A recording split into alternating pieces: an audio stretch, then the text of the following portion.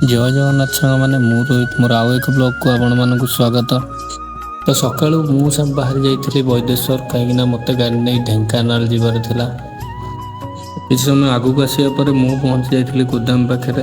ତ ମୁଁ ଗୋଦାମ ପାଖରେ ପହଞ୍ଚି ଦେଖେ ଗାଡ଼ି ସକାଳୁ ପୂଜା ହେଇସାରିଲାଣି। ମୁଁ ଚାବି ନେଇ ଗାଡ଼ି ଷ୍ଟାର୍ଟ ମାରି ଟିକେ ରେସିଂ କଲା ପରେ ଆମେ ବାହାରି ଗଲୁ ଢେଙ୍କାନାଳ। ତ କିଛି ସମୟ ଆଗକୁ ଯିବା ପରେ ଆମେ ଅଟକି ଯାଇଥିଲୁ ଜଣେ ମଉସାଙ୍କ ଦୋକାନ ପାଖରେ। ସେ ମଉସାଙ୍କ ଦୋକାନରେ ବଢ଼ିଆ ଚାହା ମିଳେ। ତ ଆମେ ଦୁଇଟା ଚାହା ଅର୍ଡ଼ର କରିଦେଇଥିଲୁ। ମଉସା ସାଙ୍ଗେ ସାଙ୍ଗେ ଆମକୁ ଫାଷ୍ଟ ଚାହା ଦେଇ ଦେଇଥିଲେ। ତ ଚାହା ମୁଁ ଆଣି ଚାହା ଟିକେ ମାରି ସାରିବା ପରେ ଆମେ ପୁଣି ବାହାରି ଗଲୁ ଢେଙ୍କାନାଳ। ଢେଙ୍କାନାଳ ଯିବା ବାଟରେ ଦେଖିଲୁ ଏଇ ମୁଣ୍ଡିଆକୁ ଆମେ ଛୋଟବେଳୁ ଆମ ନଦୀ ଏପଟୁ ଦେଖି ଆସୁ।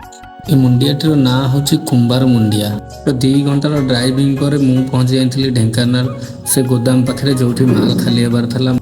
ତ ଗାଡ଼ିକି ଟୋଟାଲ ୱେଟ୍ କରିବା ପରେ ମୁଁ ଗୋଦାମ ଠି ଗାଡ଼ି ଲଗାଇ ଦେଇ ବାହାରି ଗଲି ଜଳଖିଆ ଖାଇବା ପାଇଁ ସେ ଭାଇଙ୍କ ବାଇକ୍ ନେଇ।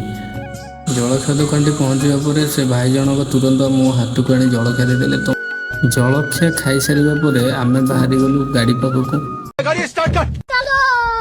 ଗୋଦାମ ପାଖରେ ଆସି ଦେଖେ ତ ଗାଡ଼ି ବି ଆମର ଅଧା ଖାଲି ହେଇଗଲାଣି। ଗାଡ଼ି ମୁଁ ଯେମିତି ଲଗେଇକି ଯାଇଥିଲି, ତାପରେ ଗାଡ଼ି କିଛି ସମୟ ପରେ ଖାଲି ହେଇଗଲା ପରେ ଆମେ ବାହାରି ଗଲୁ ଘରକୁ। ତ ବାଙ୍କିରେ ପହଞ୍ଚି ତାରିଣୀ ହୋଟେଲରେ ଆମେ କିଛି ଆଉ ଖାଇନେଲୁ, କାହିଁକିନା ବହୁତ ଭୋକ ହେଉଥିଲା। ଖାଇସାରିବା ପରେ ଘରକୁ ପୁଣି ବାହାରି ପଡ଼ିଲୁ। ତ ଘରେ ପହଞ୍ଚି ସନ୍ତ ହାତରେ ମୁଁ ଗାଡ଼ି ଦେଇ ପଠାଇଥିଲି। ତ ସାଙ୍ଗମାନେ ବ୍ଲଗ୍ ଟିକେ ଏଇଠି ରଖୁଛି। ଜୟ ଜଗନ୍ନାଥ।